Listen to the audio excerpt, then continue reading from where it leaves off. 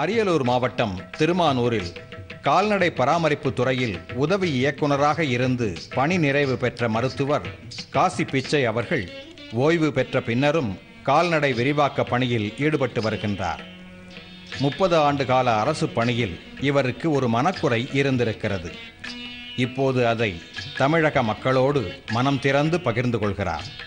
ஓய்வு பெற்ற பிறகுதான் என் உள்ளத்தில் இருந்த ஒரு பெரிய தாக்கம், நம்மளுடைய நாட்டு மாடு, தமிழ்நாட்டை சார்ந்த மாடுகள் எவ்வளவு உயர்ந்த ரகமாக இருக்கக்கூடியதை அயல் இனத்தை இறக்குமதி செய்து நம்மளுடைய கால்நடை செல்வங்களுடைய மூலாதாரத்தை கெடுத்து விட்டோமே என்ற ஒரு ஆதங்கம் என் உள்ளத்தில் இருந்தது.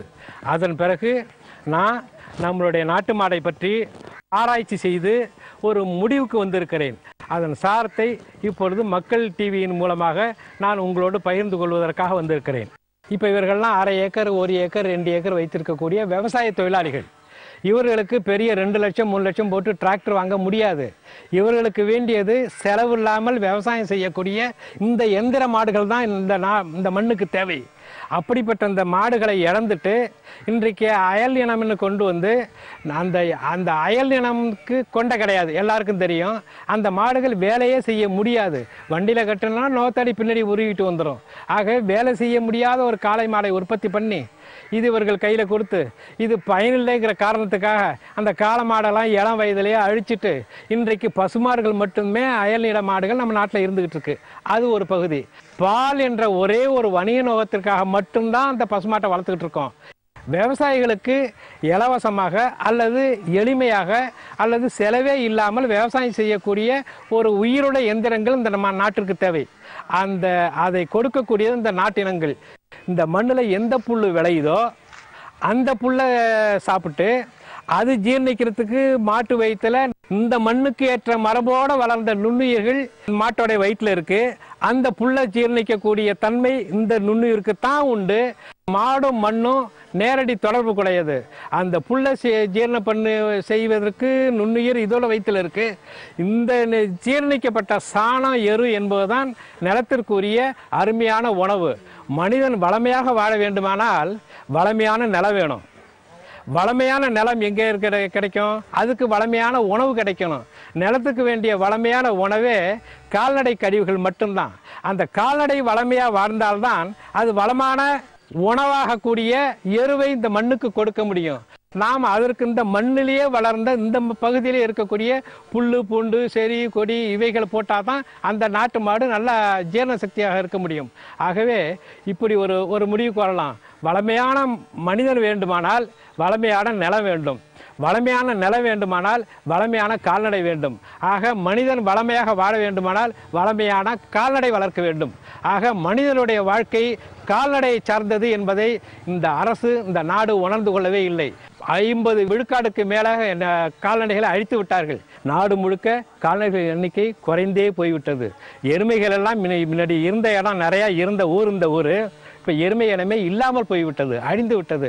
இது இந்த ஊருக்கு மட்டும் இல்லை, நாட்டுக்கே உள்ள ஒரு மிகப்பெரிய இழப்பு. இதை எப்படி நாம் ஈடு செய்ய போகிறோம்? பாரம்பரிய கால்நடைகளை பற்றிய ஆராய்ச்சியும் தொடர் நடவடிக்கைகளும் சரியான திட்டமிடலும் தான் இப்போதைய உடனடி தேவை என்று கூறும் இவர் இப்போது சில நாட்டு மாடுகளை காண்பித்து விவரம் தருகிறார்.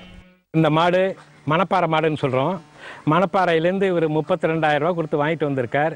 இதனுடைய பார்வையும் கம்பீரமும் உழைப்பு திறனும் சிங்க மாதிரியான ஒரு பார்வை அப்படி நிமிர்ந்து பார்த்துச்சுன்னா ஏறு போல் பீடுநடை என்பது நம்மளுடைய மாட்டுக்கே உரியது. நம்மளுடைய திருச்சி மாவட்டத்தை சார்ந்த, ஒரு காலத்தில் இந்த ஊரும் அதே திருச்சி மாவட்டத்தில் இருந்தது தான். அப்படிப்பட்ட பகுதியை சார்ந்த மணப்பாறையிலேருந்து வாங்கிட்டு வந்த மாடு. இதிலிருந்தும் ஒங்கோலிலிருந்தும் கலப்பு இனம் செய்து ஒரு காங்கயம் என்பதை உருவாக்குகிறார்கள். இது நாட்டு மாடு, உழவு மாடு, வண்டி மாடு. இந்த நாட்டு மாட்டிலேயே பெரிய அளவாக இருக்கக்கூடிய கன்றுகளை அப்படியே செலெக்ஷன் அதுலேருந்து தேர்ந்தெடுத்து கொண்டு வந்திருக்கக்கூடிய அப்படிப்பட்ட மாடுகள். இது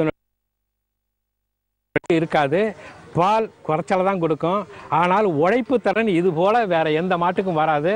அப்படிப்பட்ட தமிழ்நாட்டு மாடுன்னா இதுதான் அதுக்குரிய ஒரு சரியான எடுத்துக்காட்டே இந்த மாடு தான்.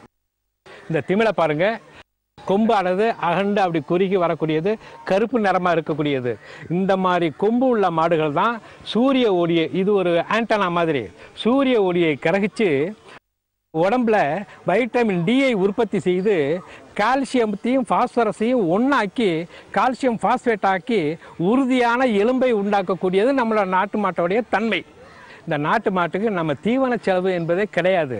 இந்த பகுதி சோளத்தட்டை விளையக்கூடிய பகுதி.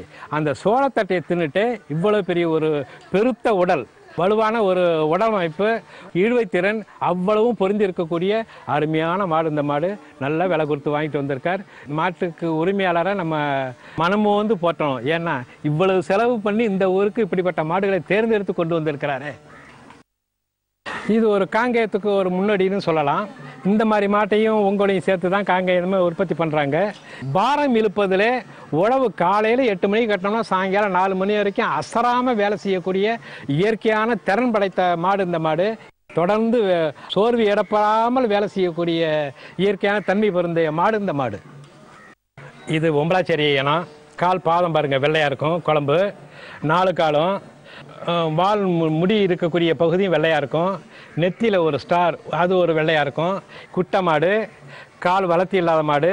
நம்மளுடைய நஞ்சை பகுதி வண்டல் மண் நிறைஞ்ச பகுதி. இந்த பகுதியில் கால் உள்ளுக்குள்ளே சேத்துக்குள்ளே போகாமல் காலையில் 8 மணிக்கு கட்டினாலும் ராத்திரி வரைக்கும் எந்த உணவும் இல்லாமல் தண்ணி இல்லாமல் அவ்வளோ சோர்வே இல்லாமல் வேலை செய்யக்கூடிய மாடு இந்த மாடு. இப்படிப்பட்ட ரகம் இது இப்போ பொலிகாலையாக வச்சுக்கிட்டு இருக்காங்க இந்த பகுதிக்கு. அந்த பொலிகாலையாக வச்சுருக்கக்கூடியதோட சந்ததி தான் நமக்கு வேணும். இதுதான் நமக்கு உழைப்புக்கே வேண்டியது. இந்த ரகம் தான் நம்ம தஞ்சை மாவட்டத்துக்கே, அதுலேயும் குறிப்பாக கீழே தஞ்சை மாவட்டத்துக்கே உரிய அருமையான இனம். இதுதான் ஒம்பலாச்சேரியுடைய சரியான இலக்கணம். இந்த பசு நாட்டு ரகத்தோடைய பசு. எப்போதும் தீனி சாப்பிட்டுட்டு இருக்கோம். நல்ல வேலை செய்யக்கூடிய காளைக்கன்றுகளை உற்பத்தி பண்ணக்கூடிய கெப்பாசிட்டி அதுக்கு இருக்குது.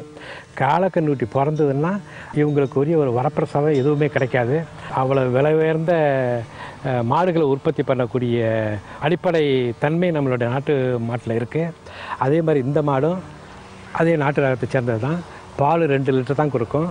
பால் 2 லிட்டர் கொடுத்தாலும் கூட நம்ம அந்த காலத்தில் மாடு வளர்த்தது எதுக்காகனா பாலுக்காகவே அல்ல, இந்த காளைக்கன்றுக்காகத்தான் நம்ம மாடே வளர்த்தோம்.